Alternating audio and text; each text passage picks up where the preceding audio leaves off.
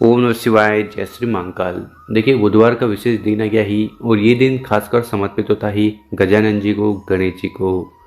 तो आज के इस उपाय में आपको क्या क्या सामग्री चाहिए होती? 4 हरे मूंग के दाने, 1 चावल लेकर शिव मंदिर में जाकर विशेष तरीके से ये दुर्भाग्य को दूर करने के लिए उपाय कर लेना है।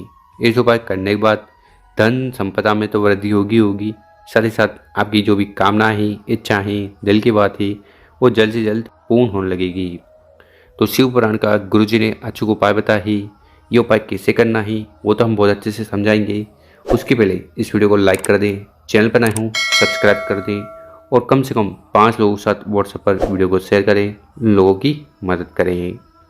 तो आज की इस वीडियो में हम आपको 3 सुपर एक शानदार उपाय बताने वाले हैं। जो उपाय आपको सर्वश्रेष्ठ लगे, कोई एक उपाय पहले जरूर कर लीजिएगा। तो विशेषकर पहला वाला जो उपाय है ये कामना पूर्ति के लिए करना है।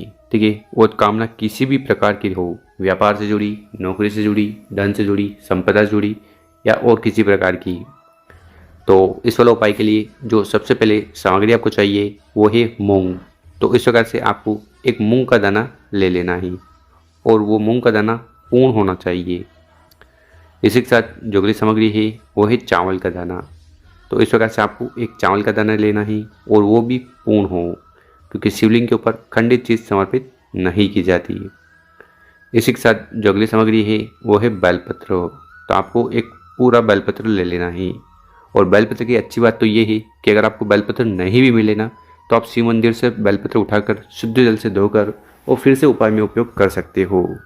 तो आपको एक बेलपत्र ले लेना है और आखिरी में जो सामग्री है वो है लोटा। तो विशेषकर आपको तांबे का लोटा लेना है और उसमें आपको अपने घर से, किचन से शुद्ध जल भर लेना है। और आगे जो भी सामग्री बताई है उनको लेकर देव के देव महादेव जी के मंदिर चले जाना। किसी भी समय इस उपाय को कर सकते हो। मंदिर में पहुंचकर जो भी पूजन पाठ वगैरह करनी है वो कर लीजिएगा। उसके बाद आपका जो चेहरा है वो उत्तर दिशा की तरफ होना चाहिए। देखिए, हरे मूंग का उपाय करने से बल बुद्धि विद्या में बढ़ोतरी होती है। चावल का उपाय करने से आर्थिक स्थिति सुधरती है, कार्य बनने लगते हैं और भगवान भोलेनाथ को प्रसन्न करने के लिए बेलपत्र से उपाय करना चाहिए। तो करना क्या है, सबसे पहले उस हरे मूंग को शिवलिंग पर समर्पित कर देना ही, समस्या का स्मरण करते हुए। इसी प्रकार से कामना पूर्ण हो जाए उसके लिए प्रार्थना करते हुए बेलपत्र को समर्पित कर देना और उसी प्रकार से उस चावल के दाने को भी शिवलिंग के ऊपर चढ़ा देना है। ठीक, उसके बाद उस जल के लोटे को उठाना है और जो भी दिल की बात है, कामना है, इच्छा है, उसके लिए प्रार्थना निवेदन करते हुए पूरा जल शिवलिंग के ऊपर उड़ेल देना, पंचाक्षर षडाक्षर मंत्रों का स्मरण करते हुए। और फिर शिवलिंग के पास बैठकर भगवान भोलेनाथ से प्रार्थना निवेदन कर लेना है कि हे भोलेनाथ, हे शंभु, हे त्रिकालदर्शी, मेरी ये जो कामना है, इच्छा है, दिल की बात है, इन्हें जल्द से जल्द पूर्ण करें। तो ऐसा निवेदन प्रार्थना करते हुए शिव पुराण का पहला वाला उपाय जरूर करना है। अब जान लेते हैं गुरुजी द्वारा बताया गया दूसरा उपाय।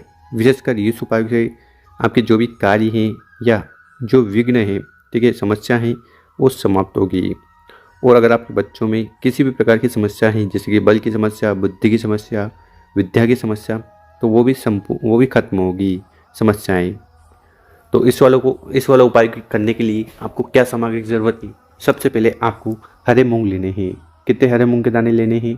तो आपको 4 हरे मूंग के दाने लेने हैं, इस प्रकार से। ठीक है, इसी प्रकार से जो अगली सामग्री है वो है चावल के दाने। तो मात्र आपको एक अक्षत का दाना ले लेना है। साथ ही साथ आपको इस प्रकार से तांबे का लोटा लेना है और उसमें घर से जल भर लेना। देखिए, गुरुजी कहते हैं कि वैसे तो जो तांबे का लोटा है उसमें आपको अपने घर से ही जल ले जाना चाहिए, पर क्या होता है ना कि बहुत बार लोग गलती से या फिर जानबूझकर अपने घर से जल नहीं ले जाते। वो ये सोचकर जाते हैं कि मंदिर से ही जल ले लेंगे। ठीक है, चलेगा, कोई दिक्कत नहीं, आप मंदिर से भी जल ले सकते हो। पर अगर मंदिर से जल लिया है तो आपको दान पात्र में कुछ न कुछ दान जरूर करना चाहिए। और फिर इन सभी सामग्री को, मतलब कि चावल और हरे मूंग को लेकर महादेव जी के मंदिर चले जाना। मंदिर में पहुंचकर सबसे पहले उत्तर दिशा की तरफ मुँह कर बैठ जाना। तो इस उपाय में करना क्या है, सबसे पहले जो 4 हरे मूंग के दाने हैं उनको उठाना है, अपने हाथ में रखना है और विघ्नहर्ता, कौन? विघ्नहर्ता गणेश जी हैं, तो उनसे प्रार्थना करना है कि आपके जीवन में जो भी समस्या आ रही है, विघ्न आ रही है, जिसके कारण आपके कार्य नहीं बन पा रहे हैं, जीवन में सुख शांति नहीं है, कुछ भी कार्य संपूर्ण नहीं हो पा रहा है, ठीक है, बच्चों में जो बल बुद्धि विद्या की है वो लगातार कमी आ रही है, तो उसके लिए प्रार्थना निवेदन करते हुए सबसे पहले 4 हरे मूंग के दाने को गणेश जी के स्थान पर समर्पित कर देना। ओम गणेशाय नमो, ओम गणेशाय नमो मंत्रों का स्मरण करते हुए। इसी प्रकार से जो एक चावल का दाना है उसको आपको जल के लोटे में सम्मिलित कर लेना है। उसके बाद उस जल के लोटे को उठाना है और पूरा जल मात्र शिवलिंग के ऊपर चढ़ा देना है, पंचाक्षर षडाक्षर मंत्रों का स्मरण करते हुए। और फिर शिवलिंग के पास बैठकर भगवान भोलेनाथ से प्रार्थना निवेदन कर लेना है कि आपके बच्चों में जो बल बुद्धि विद्या की कमी आ रही है उन्हें पूर्ण करें और आपके जीवन के सारे विघ्न समाप्त करें और जो अटके हुए कार्य हैं उन्हें जल्द से जल्द पूर्ण करें। तो ऐसी निवेदन प्रार्थना करते हुए शिव पुराण का दूसरा उपाय जरूर करना है।